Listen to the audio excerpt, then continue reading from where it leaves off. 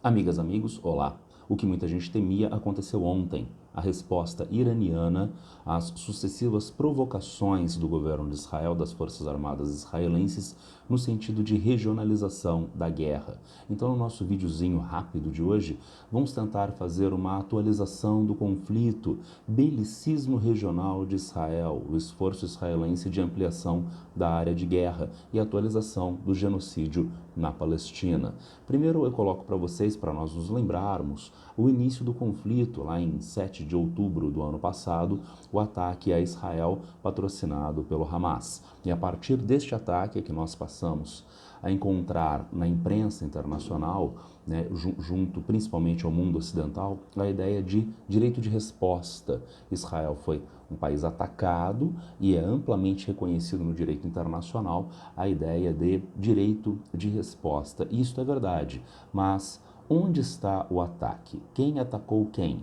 Existe uma miopia proposital, né? Lembrando que a miopia faz com que a gente não veja longe, né? E essa miopia faz com que os analistas da imprensa ocidental vejam os episódios até no máximo outubro do ano passado. Mas se nós fizéssemos uma correção da miopia e observássemos isto com um olhar histórico mais amplo, veríamos que o país agressor e atacante é Israel, é o movimento sionista, porque lá estavam os palestinos vivendo na região até o final do século XIX, quando eles foram expulsos das suas terras pela chegada dos judeus, principalmente da Europa, e através do movimento sionista, que através do movimento sionista e do imperialismo britânico na região, promoveram a sua expulsão. Esta não é uma ideiazinha esquerdinha de professor de ensino médio. Isso está respaldado internacionalmente. Por exemplo, aqui nós encontramos a reportagem do Biomundo. Nós temos o processo por genocídio que foi movido pela África do Sul contra Israel na Corte Internacional de Justiça da ONU, na Holanda, em Haia, e o representante chinês declarou: numerosas resoluções da Assembleia Geral da ONU reconhecem a legitimidade da luta por todos os meios disponíveis, incluindo a luta armada de povos sob dominação colonial ou ocupação estrangeira, para concretizar o direito à autodeterminação. Ele, inclusive, citou a resolução 3070 da ONU de 1973. Então, houve um ataque do Hamas? Houve. E esse ataque é direito de resposta. O ataque é que é um direito de resposta. Então, dá para colocar esse ataque do Hamas como um ataque terrorista? Dá. Colocar medo na população de uma determinada região, de maneira generalizada, com um objetivo político. Se encaixa na definição de terrorismo. Mas, insisto, olhando com um olhar histórico bastante míope, bastante estreito, que desconsidera a expulsão das terras que essas populações nativas tiveram desde o início do século XX. Vocês podem pensar, entretanto, mas o ataque foi brutal, o ataque do Hamas, matando, né, mais de 1.200 israelenses. Esses números ainda não são adequadamente contabilizáveis, tá? E por que eles não são contabilizados de uma maneira adequada até agora? Porque nós sabemos que a mentira morre no primeiro dia de conflito, não é? Desculpa, a verdade morre no primeiro dia de conflito. E daí nós temos aqui uma reportagem do Haaretz. Para quem não sabe, o Haaretz é o principal jornal israelense e ele tem uma postura dentro do espectro ideológico de centro-esquerda. Tá? E é o principal jornal de Israel na atualidade. Está dizendo a manchete: ilegal, antiético, horrível. Autor do Código de Ética das Forças de Defesa de Israel sobre o suposto uso da diretiva Hannibal durante o ataque do Hamas. E o que é a diretiva Hannibal? É uma diretiva que foi implementada pelas Forças Armadas de Israel lá nos anos 1980. E por essa diretiva há um esforço para se evitar que soldados israelenses caiam como sequestrados de forças inimigas, porque o sequestrado vai criar um imbróglio político para o governo de Israel. Tem um cidadão israelense que está lá sequestrado e, na sequência, gera capital político de negociação para o sequestrador. Então, deve-se evitar ao máximo que forças armadas de Israel tenham soldados sequestrados. Agora, o que é, abre aspas, ao máximo, fecha aspas? Ao máximo significa, no limite, matar essas pessoas. Então lá está o soldado sendo sequestrado, um franco-atirador, um sniper, dispara e mata o soldado israelense Isso, um francoatirador israelense mata o soldado israelense que está sendo sequestrado. Isso é a diretiva Hannibal dos anos 1980. Só que a gente tinha as imagens de outubro do ano passado nas redes sociais mostrando veículos blindados pesados, né, veículos pesados de guerra de Israel disparando contra casas em assentamentos israelenses, em kibbutz. Aquelas imagens pareciam deepfake, pareciam fake news. Mas, logo que o Haaretz divulga essas informações, essas imagens ganham um certo contorno de verdade. Portanto, nós não sabemos quantos israelenses foram mortos pelo Hamas e quantos israelenses foram mortos pelas forças de defesa de Israel. E não sabemos ainda quantos palestinos morreram, porque os números são incertos e crescem de uma tal forma que nós ainda não temos essas informações. Aqui nós temos, da BBC News Brasil, 32.623 palestinos mortos até o 175º dia de guerra. Lembrando que a gente tem a maior parte desses mortos palestinos em Gaza de mulheres e crianças. Nós temos mais de 13 mil crianças, segundo a ONU, mortas até esses 6 meses de conflito. Lembrem-se que o conflito é contra o Hamas. E será que são 32 mil membros do Hamas, inclusive 13 mil crianças do Hamas? Só que não apenas crianças. É importante para forças atacantes genocidas calarem os divulgadores do genocídio, a imprensa. Nós temos o conflito mais mortal dos últimos anos para os jornalistas. Vejam, nós temos 99 jornalistas palestinos mortos, 4 israelenses e 3 libaneses. Portanto, a ideia é o esforço de calar a imprensa, que o primeiro-ministro Benjamin Netanyahu de Israel já conseguiu fazer dentro do território de Israel, aprovando o banimento do sinal da Al Jazeera, a TV do Catar, que mostra a visão árabe acerca do mundo e do conflito em especial. Não apenas jornalistas, nós temos aqui trabalhadores humanitários, 196 trabalhadores humanitários. Quando recentemente nós tivemos o episódio de trabalhadores humanitários, né, na prestação de serviços de alimentação aos palestinos sendo mortos, sendo que o comboio no qual eles se encontravam, vejam bem, ele estava notificado às forças de Israel sobre a sua posição e o seu deslocamento. Os carros estavam identificados e ainda assim o comboio foi atacado. Mais do que isso, quando o comboio sofreu o primeiro ataque, rapidamente eles alertaram as forças de Israel de que o comboio tinha sido atacado, sendo que o comboio já tinha sido notificado às forças de Israel. Depois desse aviso do primeiro ataque, o comboio foi atacado uma segunda vez.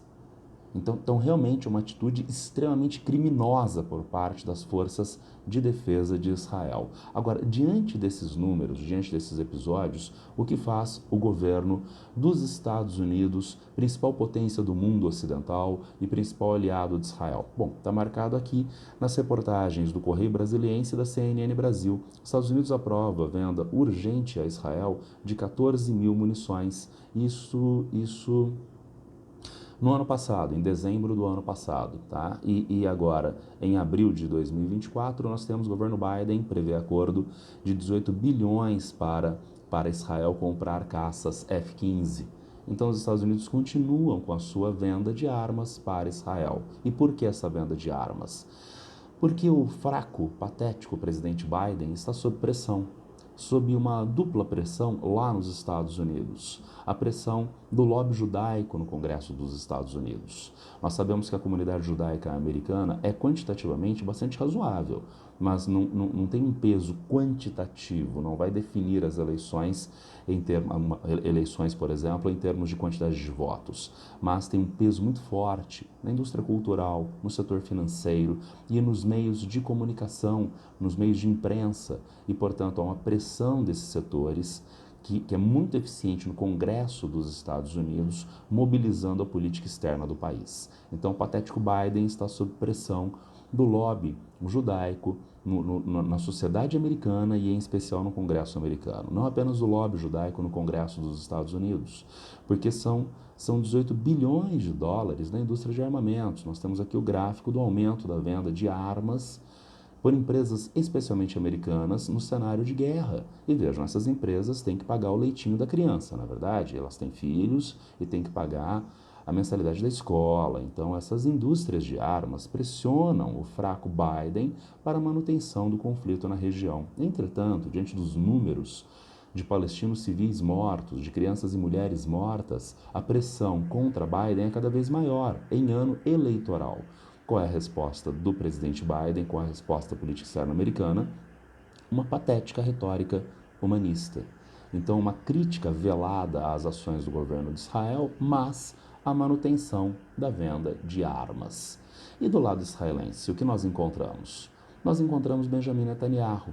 Benjamin Netanyahu estava sob forte pressão dentro da sociedade israelense pela sua sanha de extrema-direita, tentando eliminar a Suprema Corte, típico de ditadores, né?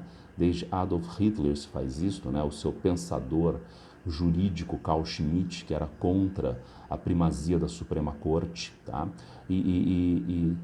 A iniciativa de Benjamin Netanyahu de calar a Suprema Corte. De que maneira? As decisões da Suprema Corte poderiam ser revistas no parlamento israelense, onde Benjamin Netanyahu tem maioria. Isso é um absurdo do ponto de vista jurídico. A decisão da Suprema Corte não é revista.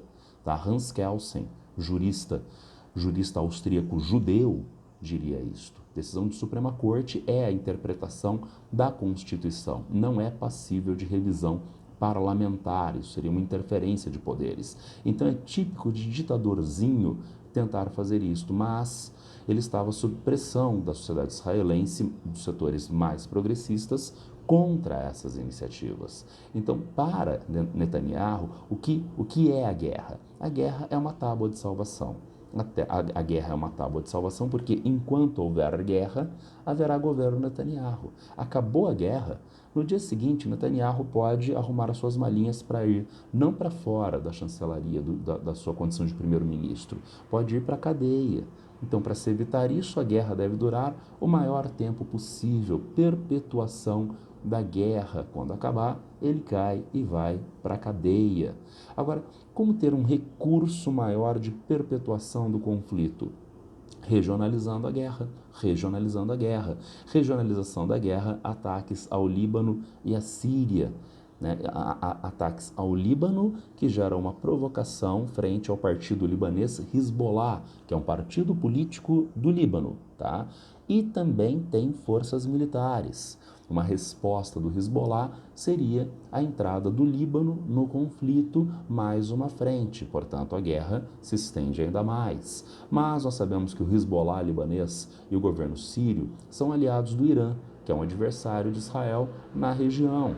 O governo israelense recorrentemente tem atacado posições ligadas ao Irã na Síria e no Líbano. Agora, qual é a validação disso no direito internacional? Tá? São autoridades iranianas que estão em um país aliado, né, o país Síria, tá? E Israel vai e faz um ataque contra essas posições. Mas esses ataques chegaram ao limite agora mais recentemente, no ataque ao consulado iraniano, na Síria, onde um importante general iraniano da Guarda Revolucionária foi morto. Gente, ataque a um consulado. Nós tivemos um episódio análogo de grande importância aqui na América Latina recentemente. A polícia equatoriana invadiu a embaixada mexicana no Equador para prender um ex-presidente equatoriano que estava pedindo asilo na embaixada. Isso é uma afronta gravíssima ao direito internacional. Há chances de México e Equador romperem definitivamente relações diplomáticas. Toda a comunidade latino-americana foi acionada, a CELAC fez uma reunião de emergência condenando o Equador, porque embaixadas não são território estrangeiro, mas embaixadas são protegidas por convenções internacionais validadas por cada país que acolhe essas embaixadas. Então a ação do Equador de mandar policiais invadirem uma embaixada foi uma ação truculenta e criminosa. E quando você tem uma ação militar de destruição de uma embaixada para matar uma pessoa que está lá dentro. Vejam a gravidade deste ato. Agora, este ato de extrema gravidade tem uma cronologia interessante. Eu coloquei aqui para vocês, vejam, dia 29 de março nós tivemos um encontro entre o ministro da Defesa de Israel, o Galante, e o secretário de Estado, o ministro das Relações Exteriores, né, que é o Blinken dos Estados Unidos. E eles estavam debatendo Rafah e a guerra, blá, blá, blá, blá. Mas aconteceu logo depois, no dia 1º de abril, esta ação criminosa de Israel contra o consulado iraniano na Síria. Será que eles não debateram absolutamente nada? Será que o principal aliado dos Estados Unidos lá na Ásia Ocidental, Oriente Médio, tomou essa iniciativa de atacar um consulado iraniano sozinho e não anunciou isso aos Estados Unidos? Parece que sim. Isso seria muito difícil de nós concebermos. E, portanto, o ataque ao consulado deveria ter as bênçãos dos Estados Unidos. Agora, por que essas bênçãos? Porque todo mundo fica feliz com isso. Regionalização da guerra diminui o desgaste de Biden em apoio a Israel e coloca a guerra em perspectiva interminável, de acordo com a demanda de Netanyahu e dos armamentistas americanos. Então vejam, do lado americano, Biden está crescentemente desgastado por dar apoio a Israel neste morticínio, neste genocídio em Gaza. Agora, e se é mudado o foco? Se é mudado o foco em direção a uma guerra regionalizada, por exemplo, contra o Irã? A imprensa americana já fez todo o esforço nas últimas décadas, desde 1979, de demonizar a imagem iraniana. Então agora seria uma guerra do tadinho Israel contra o malvado e forte Irã e todo mundo se esquece de Gaza, inclusive lá nos Estados Unidos, inclusive os eleitores americanos, diminuindo este ponto de desgaste de Joe Biden na corrida eleitoral deste ano. Então, de repente, uma guerra regional que nós não sabemos que proporções podem assumir e para quê? Para facilitar mais gentes poderem votar em Joe Biden nas eleições presidenciais de 2024. Será que esse plano daria certo? Gente, eu preparei esses slides ontem, eu estava pensando, vai ter problema lá na região, daí eu preparei até este slide ontem. Logo após vieram as notícias de que começou o ataque iraniano. Agora, vejam, eu separei para vocês as notícias da ridícula Folha UOL, tá? de hoje, dia 14 de abril. Estados Unidos dizem que convocarão G7 para a resposta diplomática unida ao ataque do Irã. Então vejam, o que aconteceu? Uma iniciativa agora de coesão do mundo ocidental pró-Israel e contra o Irã, neste momento, em nível meramente diplomático, mas que pode avançar para outros níveis. Agora, notem como está dada a situação. É interesse iraniano que haja uma regionalização do conflito? É interesse iraniano que haja uma guerra contra Israel? Não, não é. Não é. Porque são duas forças militares potentes, mas vale nesta relação aquilo que eu já falei várias vezes na relação Ucrânia-Rússia. Uma tem forças nucleares, outra não. A Rússia tem e a Ucrânia não. Não há como a Ucrânia vencer essa guerra. Israel tem forças nucleares e o Irã não tem. Não tem como o Irã vencer uma guerra contra Israel. Mas não tem por mais algumas dimensões. Israel, e vejam as notícias, terá apoio, eventualmente, militar de países europeus e dos Estados Unidos. Quem vai dar apoio militar ao Irã? E vocês estão pensando imediatamente, Rússia e China? Claro que não. Porque a Rússia tem os seus próprios problemas na guerra da Ucrânia. Não tem interesse, talvez condições, de ampliar esse fornecimento de armas, por exemplo, ao Irã. E a China não tem interesse em participação direta em conflitos. A China tem interesse de estabilidade internacional mundial e não de participação em conflitos. Então, é interesse do Irã esta regionalização de conflito? Não, não é. É interesse israelense essa regionalização de conflito e, como as manchetes do UOL estão apresentando, parece que deu certo. Agora, para a gente encerrar, duas coisas interessantes.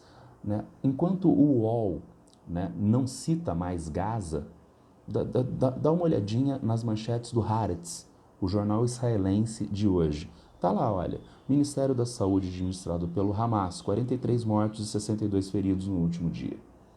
Quando for dar uma olhada em notícias internacionais, pensa bem se você deve ler Folha de São Paulo, G1, Estadão em especial, aquele lixo, tá?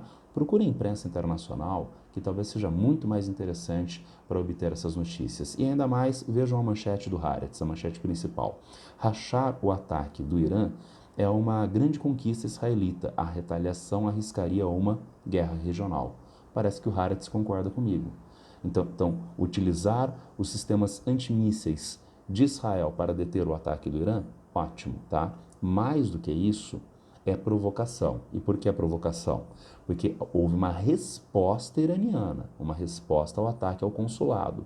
Tá? E uma resposta israelense seria uma escalada e uma provocação, segundo o próprio jornal israelense. Uma última coisa, segundo a imprensa, o domo de ferro, não é só o domo de ferro, tá? Tem vários sistemas antimísseis de Israel, tá? Mas esses sistemas detiveram a maior parte, há quem diga 99% dos mísseis. Ah, que maravilha!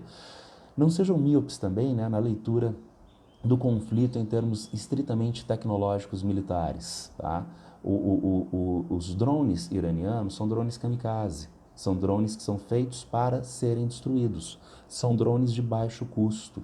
Eles voam a baixa altitude, são difíceis de serem detectados e têm um desenho, né, uma arquitetura, um desenho de difícil detecção em radares. Ainda assim, a maior parte, quase a totalidade, foi interceptada pelo sistema antimísseis. Qual é o custo de cada drone iraniano?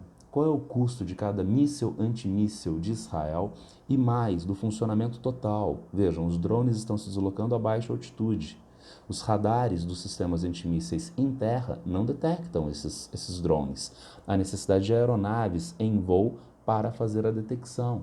Então, qual foi o custo do ataque de ontem para o Irã e qual foi o custo para Israel? Não é o custo para Israel, é o custo para a União Europeia e para os Estados Unidos. Então, coloquem a dimensão econômica no conflito, que a gente tem um entendimento mais amplo do que está acontecendo. Se a gente coloca só a dimensão militar, então o ataque iraniano foi um lixo porque todos os mísseis foram interceptados. Não que o Irã não quisesse mesmo isso. Então, é uma iniciativa iraniana de um ataque de baixa intensidade para que houvesse apenas uma sinalização, e acompanhando a manchete do Haaretz.